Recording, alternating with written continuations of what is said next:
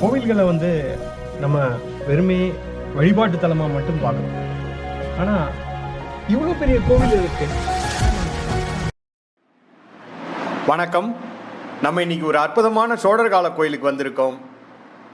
சோழ பேரரசின் வலிமை வாய்ந்த பேரரசர்களில் ஒருவரான 3ஆம் குலோத்துங்க சோழர் கட்டிய திருபுவனம் வீரேஸ்வரம் கோயிலுக்கு வந்திருக்கோம்.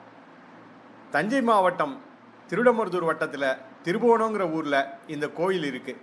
இந்த கோயிலின் சிறப்பை வாங்க உள்ளே போய் பார்க்கலாம்.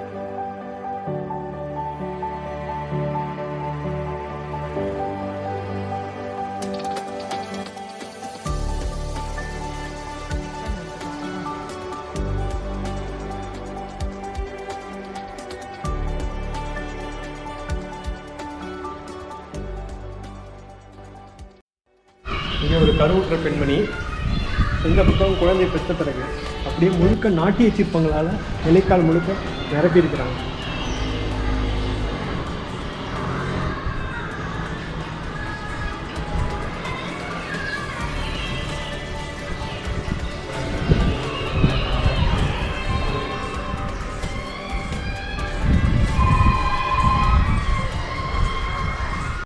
இது 2ஆம் நிலை ராஜகோபுரம். இடது பக்கம் பார், யானையில் மேலே ஏறி போகிற மாதிரி கொடுத்தாரு. இங்கே சங்கநிதி தூண் நிலைக்காலோட வேலைப்பாடுகளை பாருங்க. மேலே பாரு.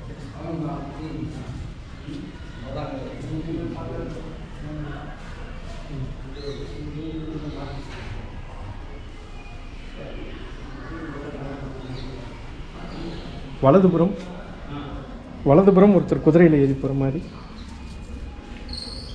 வலதுபுறம் பதுமநிதி நிலைக்கால்.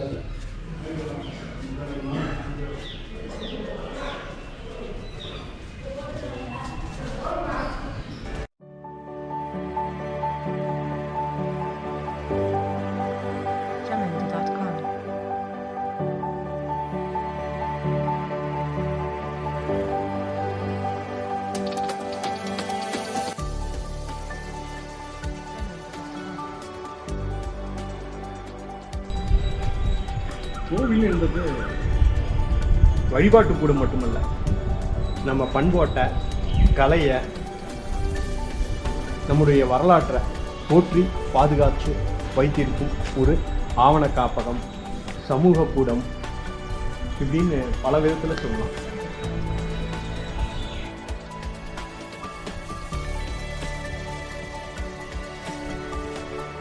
ஒரு சமூகம் 1000 வருஷத்துக்கு முன்னாடி எப்படி வாழ்ந்தாங்க, என்ன மாதிரியா சிறப்போடு இருந்தாங்க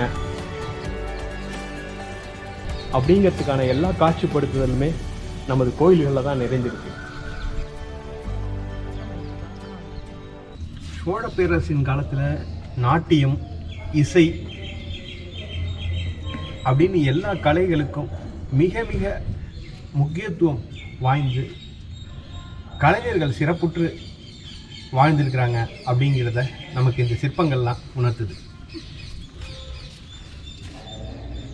நாட்டியம் ஆடுறவங்க, அவங்க இருபக்கமும் மத்தளம் வாசிப்பவங்க,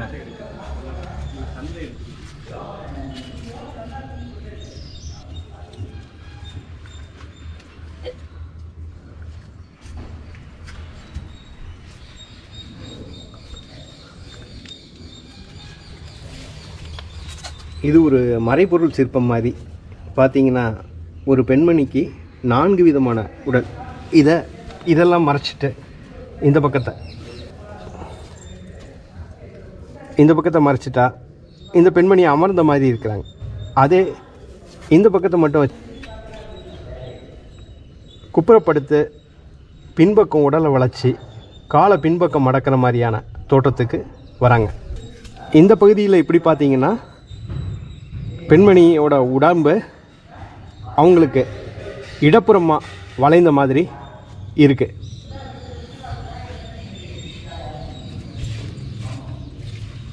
இப்போ பெண்மணியோட உடம்பு வலதுபுறமாக வரைந்த மாதிரி இருக்குது.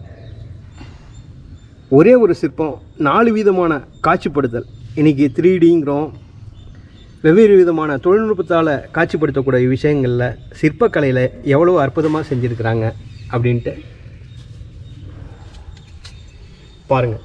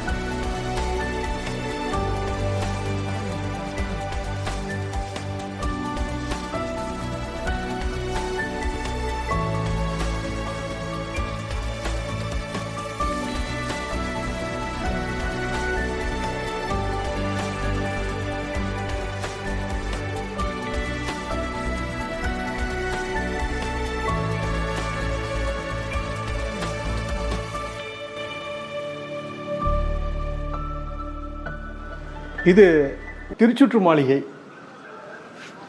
பார்த்திங்கன்னா கிட்டத்தட்ட ஒரு 200 அடிக்கு மேலே உள்ள திருச்சுற்று மாளிகை. இன்றைக்கி இது மட்டும்தான் பாக்கி இருக்குது. பின்னாடி அந்த பின்பக்கம், அதாவது கோயிலுக்கு நேர் பின்பக்கம் இருக்கிறது, வலதுபுறம் இருக்கிறது எல்லாமே படையெடுப்புலையோ இல்லை வேறு ஏதாவது காலகட்டத்துலேயோ செதஞ்சு போயிடுச்சு.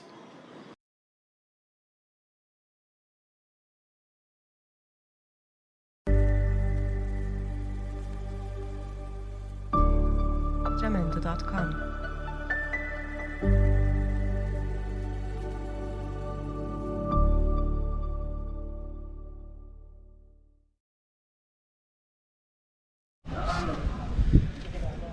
இரணியகசிபு பிரகலாதன் கதை பெரும்பாலானவருக்கு தெரியும்னு நினைக்கிறேன். இரணியகசிபுவே நமக அப்படின்னு தன்னுடைய மகனை வற்புறுத்துறார். அவர் ஓம் நமோ நாராயணா நமோ அப்படின்னு சொல்கிறார். என்னை விட நாராயணர் மிகப்பெரியவரா அப்படின்னு ஒரு கேள்வி எழுது. தன் பிள்ளைகிட்ட இறைவன் எங்கே இருக்கிறார், எங்கும் இருக்கிறார் அப்படின்னு கேட்குறப்ப அவர் அரண்மனையில் இருக்கிற ஒரு தூணை காமிச்சு, இந்த தூணில் இருக்கிறார், தூணிலும் இருக்கிறார், துரும்பிலும் இருக்கிறார் அப்படிங்கிறார். உடனே தூணை எட்டி உதைக்கிறார். எட்டி உதைக்கிறப்ப அங்கே நரசிம்மர் அந்த தூணை பிளந்து வெளிவந்து இரணியகசிபுவை சம்ஹாரம் பண்ணுறார். அந்த காட்சிகள் இங்கே சிற்ப வடிவில் செதுக்கப்பட்டிருக்கு.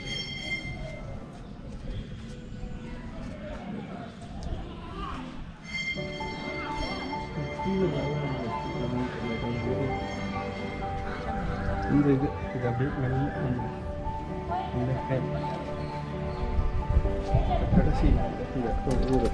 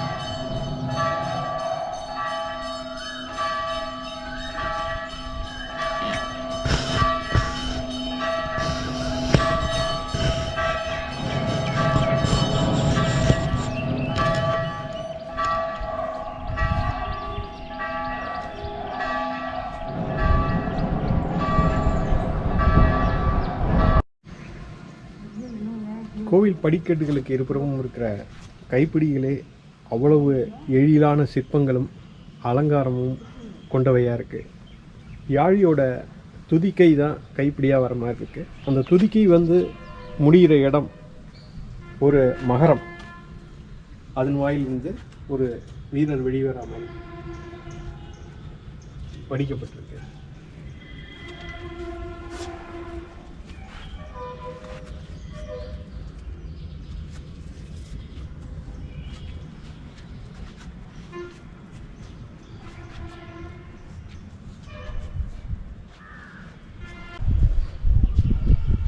இந்த பக்கமும் அதுதான். எவ்வளவு நேர்த்தியான சிற்பங்கள் படையெடுப்புனாலேயோ நம்மளுடைய கவனக்கற்பனையினாலேயோ இன்னைக்கு சிதைந்து மிக மோசமான நிலையில் இருக்குது. இதெல்லாம் வடிக்கப்பட்ட காலத்தில் எவ்வளவு எழிலாக இருந்திருக்கும். இப்போ இந்த யாழி ஒரு கற்பனையான மிருகமா இல்லை உண்மையாகவே இருந்ததா அப்படின்னு எந்த சான்றுக்குரிய தகவலும் இல்லை. இருந்தாலும் யாழி மேலே உட்காந்து ஒரு வீரர் பயணிக்கிறாரு. யாழியோட துதிக்கையில் ஒருத்தர் இருக்கிறார், சுற்றி வளைச்சி பிடிச்சிருக்கிற மாதிரி.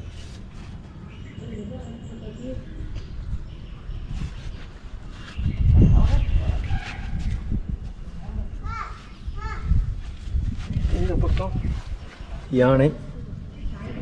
யானையை துதிக்கையால் வளைத்து பிடிக்க அது மேலே இருக்கிற வீரர் உத்தரவிடுறாரு. அந்த யானை துதிக்கையால் ஒருத்தர் பிடிச்சிருக்கிறது பாருங்கள். இது அனைத்துமே குலோத்துங்கர் காலத்து சிற்பம், அற்புத சிற்பங்கள்.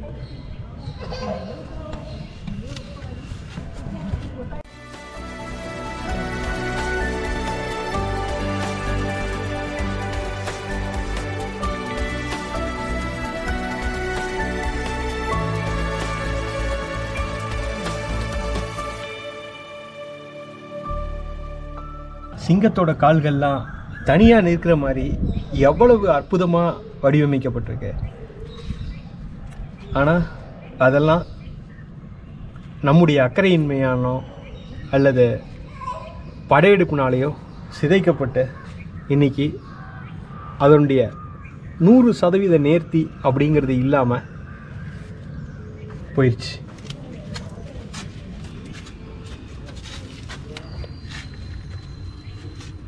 பாருங்க, ஒரு யானையை வந்து கருங்கற்கள்லேருந்து உருவமாக உருவாக்குறதுக்கு சிற்பிக்கு எவ்வளவு நேரமும் உழைப்பும் தேவைப்பட்டிருக்கும்.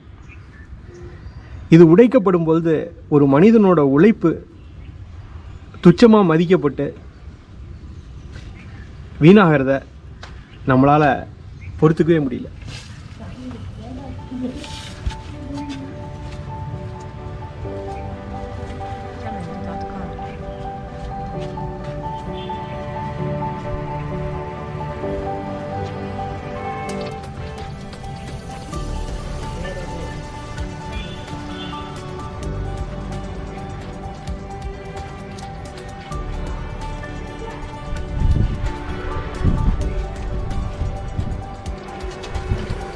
இது பார்த்தீங்கன்னா ஏற்கனவே பார்த்த மாதிரி இந்த நாட்டிய பெண்மணி ஒரு தலை 4-5 உடல்களோட இருந்த மாதிரி இது 2 விதமான காட்சியை வெளிப்படுத்தக்கூடிய சிற்பம்.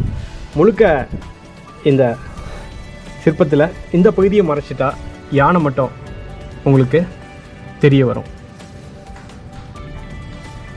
அது மாதிரி இந்த பகுதியை மட்டும் மறைச்சிட்டா பார்த்தீங்கன்னா ஒரு எருது தெரிய வரும். 800 வருஷத்துக்கு முன்னாடி செய்யப்பட்ட சோழகால சிற்பங்களோட அற்புதமான வடிவமைப்பில் ஒன்று இது.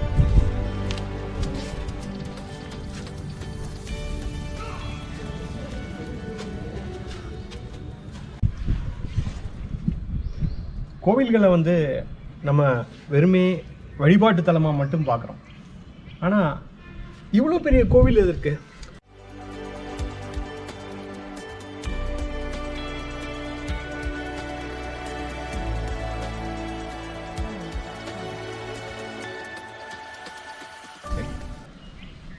கோயில்கள் வழிபாட்டுக்காக மட்டும் இவ்வளோ பெருசாக கட்டப்பட்டிருக்கிறதுக்கு வாய்ப்பே இல்லை.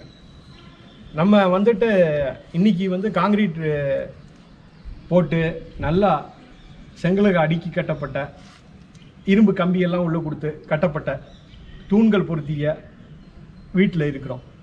ஆனால் 1000 வருடத்துக்கு முன்னாடி அதை மாதிரி வீடெல்லாம் இல்லை. ஒரு பெரும் போர் அல்லது ஒரு தொடர்ச்சியான மழை, மாதம் மும்மாரி மழை பெய்யுதுன்னாங்க, அதே மாதிரியான காலகட்டம், அதற்கு ஒரு பெரிய புயல் அப்படிங்கிறப்ப வீடுகள்லாம் ரொம்ப சுலபமாக சேதமடைஞ்சிடும். அப்போ அந்த மக்களோட தங்கறதுக்கு அந்த மாதிரியான இயற்கை பேரிடர்களிலிருந்து பாதுகாப்பாக இருக்கிறதுக்காகத்தான் கோயில்கள் இதை மாதிரி கட்டப்பட்டன. சமூக நிகழ்வுகள், திருமணம் முழுக்க கோயில்களில் தான் நிகழ்த்தப்பட்டன. அதற்கப்புறம் 2 பேருக்கு நடுவில் ஏதாவது பிணக்கு, வேறு ஏதாவது குற்ற நிகழ்வு, அதை விசாரித்து சொல்லக்கூடிய எல்லா நிகழ்வுகளும் கோயிலை சார்ந்து தான் நிகழ்த்தப்பட்டன. கோயில்களில் இருக்கிற கல்வெட்டு செய்தியும் என்னன்னு கேட்டிங்கன்னா, அந்த காலத்தில் என்ன மாதிரியான நிர்வாகம் இருந்தது, அந்த நிர்வாகத்தில் என்னென்ன காரியம் பண்ணாங்க, இதை மாதிரி 2 பேருக்கு பிணக்கு ஏற்பட்டு வழக்கு கச்சேரிக்கு வரும்போது அந்த கச்சேரியில் என்ன தீர்ப்பு சொன்னாங்க அப்படிங்கிறத எல்லா தகவலும் கோயில்களில் தான் கல்வெட்டாக பொறிக்கப்பட்டிருக்கு.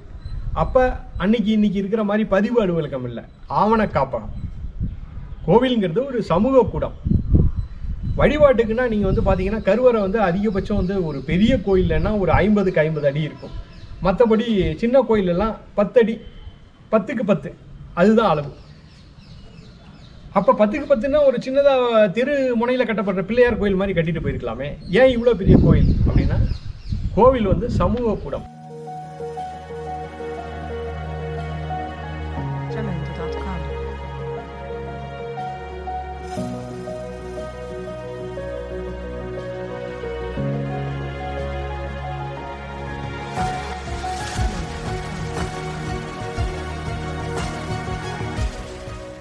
ஒரு போர்லேருந்து மக்களை பாதுகாக்க, இயற்கை பேரிடர் மழை புயல் வெள்ளத்திலேருந்து பாதுகாக்க, இப்படியான இருக்கிற கோயில்கள் பேரில் நிலத்தை எழுதி வச்சு அந்த நிலத்தை குத்தகைக்கு விட்டு அந்த குத்தகைதாரர்கள் கோயிலுக்கு நெல் அளந்து வச்சுருப்பாங்க. கோயில்கள்லாம் நிறைய தானிய களஞ்சியம் இருந்தது, பத்தாயம் இருந்தது. இதை மாதிரி பேரிடர் காலங்களில் குத்தகைதாரர்கள் ஒழுங்காக நெல்லெல்லாம் கோயிலுக்கு கொடுத்துக்கிட்டு இருந்தா, கோயிலுடைய பங்கை கொடுத்துட்டு இருக்கும்போது பத்தாயத்தில் தானிய களஞ்சியத்துலலாம் சேர்த்து வச்சுருப்பாங்க. சேர்த்து வச்சுருந்து இது மாதிரி பேரிடர் காலங்களில் அந்த தானியத்தை உபயோகப்படுத்துறது. மழை காலத்தில், புயல் காலத்தில் மக்கள் கோயிலுக்குள்ளே தஞ்சம் அடையும் பொழுது அவர்களுக்கு அந்த தானியத்தை வச்சு 3 வேளை பசியார உணவு கொடுக்கறது. இது மாதிரி எல்லா விஷயங்களும் சமூகத்தின் மையமாக கோயில்கள் இருந்தன. இன்றைக்கி நம்ம அதை வெறும் பக்தி என்ற நோக்கில் மட்டும்தான் நம்ம கோயில்களை பார்க்குறோம். எல்லா ஆடல், பாடல், இசை எல்லாமே கோயிலை சார்ந்தது. எந்த ஒரு விஷயத்துக்கும் ஒரு குடும்பம்னு இருந்தால் குடும்ப தலைவன், குடும்ப தலைவின்னு ஒரு மையம் இருக்கணும். அதை சுற்றி தான் அந்த குடும்பம், அதற்கப்புறம் வாரிசுகள் அப்படின்னு இருக்கிற மாதிரி ஒரு சமூகத்தின் மையமாக இருந்த கோயில்கள் வெறும் வழிபாட்டுக்கு அப்படின்னு சுருங்கி போனதன் விளைவு தான் கோயில்கள் கொஞ்சம் கொஞ்சமாக மக்களை விட்டு அந்நியப்பட்டு போனதுக்கான காரணம்.